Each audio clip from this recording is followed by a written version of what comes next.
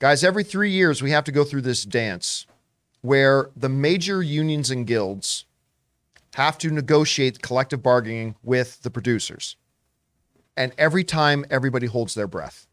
Now, the last time that the WGA, SAG, and the DGA, that's, of course, the Writers Guild of America, the Screen Actors Guild, and the Directors Guild of America, the last time they had to renegotiate their contracts was 3 years ago in the pandemic. And those negotiations went pretty quick because the only thing everybody was concerned about was keeping the lights on. And we all remember what happened. Oh, how many years ago was it now that the writer's strike happened? I can't remember how long ago that was. But when the writer's strike happened, it just crippled the industry and it hurt everybody. 2007 to 2008. 2007, 2008. I mean, it was Armageddon. It was the apocalypse for Hollywood when that strike happened. And nobody wanted it. Nobody wants another one. Well, right now, the WGA, the Writers Guild of America, they are in the process of negotiating the new contract because the existing contract, I believe, comes due on May 1st. Yep. So what's happening now is that the WGA leadership is in negotiations with the producers. But in order to give the negotiators and the leadership team of WGA authority, they have set a date for all the members of the Writers Guild of America to vote on authorizing the leadership of the WGA to call a strike. And that is not something anybody wants to hear.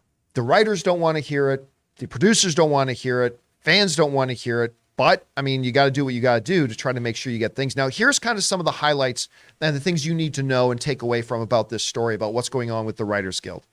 So, right now, the current Writers Guild of America deal, like we mentioned, ends on May 1st. So that's why they're working on it now. They're trying to get this thing done before that deadline comes. Now, the Writers Guild will hold their strike authorization vote on April 17th. That is not a vote to strike. What that vote is simply going to be is that the let's say all of us in this room were members of the WGA, and Rob was, like, say, the president of the WGA. That's why we send him our scripts. It would make sense. We have to vote to decide if we want to give Rob the authority on our behalf to call for a strike, right? We're not voting to strike. We're simply saying we are giving our leadership the authority to call a strike if and when the time comes and is needed. Because unless we, as the membership, authorize it, the leadership of the WGA can't call for a strike. So this is a necessary but significant step, this voter strike. This is the one time that the writers, the individual writers, have a chance to voice their concerns, maybe vote against any strike action. They won't. They will vote for the strike.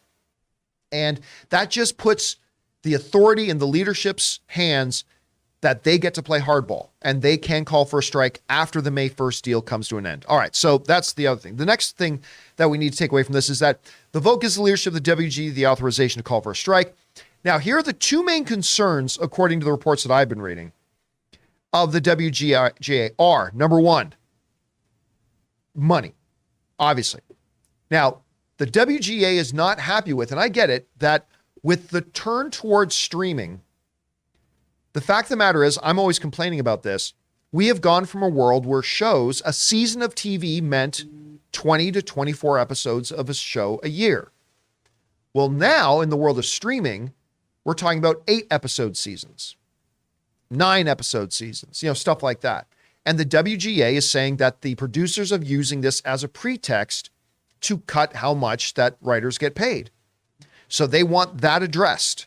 And talking about that, shows have fewer episodes, thus studios are paying writers less. And also they have concerns about things like ChatGPT. The WGA has concerns that producers are just going to think they can bypass the writers altogether and just use AI, or use a hybrid, because AI is not there yet, but use a hybrid of AI with real writers doing the work. And then the producer saying, well, the AI did half the work, so we're only going to pay you half the money, that sort of thing. So they're worried about that, as well as a long laundry list of other concerns and things that they're trying to negotiate through. Now, one of the reasons this is so important is because the DGA, the Directors Guild of America, And SAG, the Screen Actors Guilds, their agreements are coming to expiration as well at the end of June. You see this in my last point here. The DGA, the directors, and SAG actors, their deals expire at the end of June. So as of right now, the Writers Guild expires at May 1st. The Directors Guild has set a start of negotiations with the producers for May 10th. So what the rest of the industry is waiting to see, the DGA and SAG are going to see what does the WGA get, and they're going to use that as a template and as a launching point for their negotiations as well. And here's the thing. That means if the WGA negotiations do not go well with the producers, there's going to be a domino effect.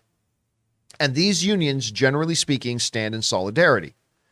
If the writers don't do a deal, it's possible that the directors do, but it's unlikely. If the writers and directors don't do a deal, it is possible that SAG can still make a deal, but it's unlikely. And so it is not exaggeration to say the entire fucking industry is right now hanging on this. I know this story looks like a kind of a side story and everything, and I get that. It kind of looks like that on its surface. Oh, writers and producers are having negotiations. Guys, listen, don't underestimate this. This has the potential to be cataclysmic. I'm not saying that it will. I've not heard anybody from the producers or the Writers Guild saying, I don't think we're going to be able to get a deal done. I mean, they're not sounding kumbaya-ish either. But I'm not hearing anybody saying, I just don't think a deal can get done here. Everybody's doing a lot of saber rattling. Everybody thinks that their demands are reasonable, and that's going to happen right up until they sign a deal. But if they don't, the dominoes will start to fall. And for those of you who are old enough to remember what it was like in 2008 and 2009, when we were dealing with the results of the writer's strike and the type of crap that was happening at that time, we know we don't want this to happen again. Now, Chris, you are the one person in this room who is actively a member of one of these guilds. You are a SAG member, which makes me kind of believe that you guys are probably watching what's going on with the WGA negotiations with great interest. What's your take on this whole thing? Well, first of all, as you could see from some of those images that Jonathan brought up too, SAG stands in solidarity with the Writers Guild. Their requests are fair and reasonable. And anytime you're negotiating, kids, make sure you use that phrase, fair and reasonable. I know you've heard this from me, John, because then it forces the other party to explain exactly why your demands are not fair or reasonable. And they have to use their own words to say it. And like you were pointing out here, it's things that are just about pay.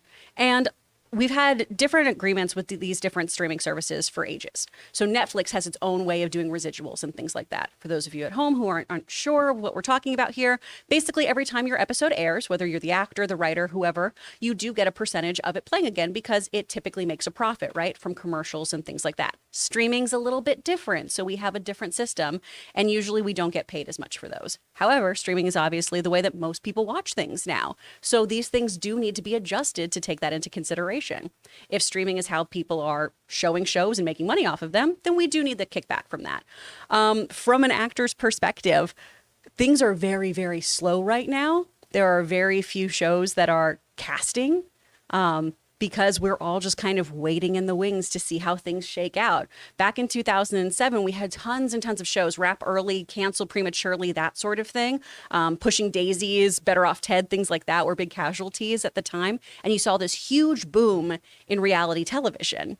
So, get prepared for seasons like 7 through 12 of Love is Blind, because that's kind of what we're looking at here. Now, I do think that they should be able to reach an agreement. It is very fair and reasonable, honestly. It's just asking for fair wages. And I think that most of the producers want people to be working and be compensated fairly. I think everyone wants to work together in a very synergistic way.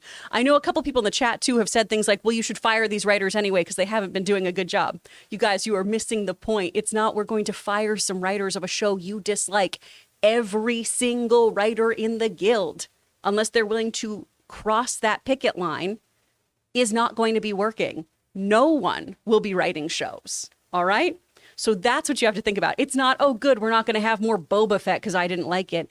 no writers. No, all your favorite shows, those writers are included in those. Yeah. It's not, we're not picking and choosing who's striking. It's everybody. Same with actors. It'll be everybody in the union. You will still see non-union productions happening. And a lot of things, commercials are a lot of times non-union. A lot of video games are non-union. Some animation, specifically anime dubs and things like that, they're non-union. But again, we've talked about those in the past too, of those folks not being compensated fairly and working for very, very low wage. I know if you hear something like $90 an hour sounds like a lot. Think about being an anime dubber who does that for 3 hours, but their movie makes millions like we've seen. So when we're talking about all of these strikes, we're talking about fair wages, and people who don't participate in these unions, ultimately it hurts them and the union members because we all want to be compensated well at the end of the day. So that's what we're talking about, not just specific writers who you maybe don't like. All right, guys, this is a story that we and you, if you are a movie or a TV fan, I mean, it doesn't have the glitz and glitter of a new Avengers trailer, but I'm telling you, this is something we need to keep our eyes on if you're a fan of this stuff. Anyway, guys, as you look at the reports coming out and the stages that they're at, do you think the strike will happen? Do you think they're going to be able to find a way to avert it altogether? Whatever you guys think, jump down into the comments section below and let us know your thoughts.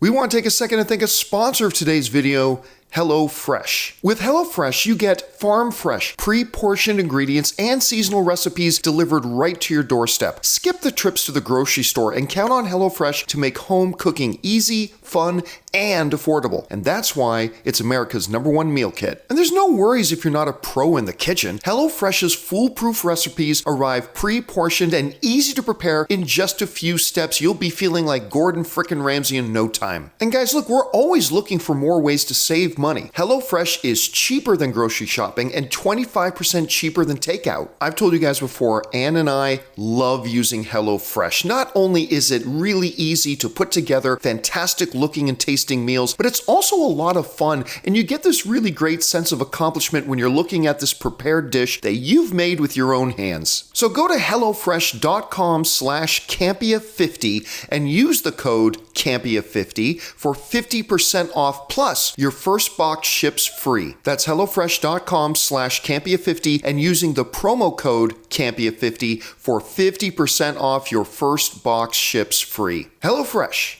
America's #1 meal kit.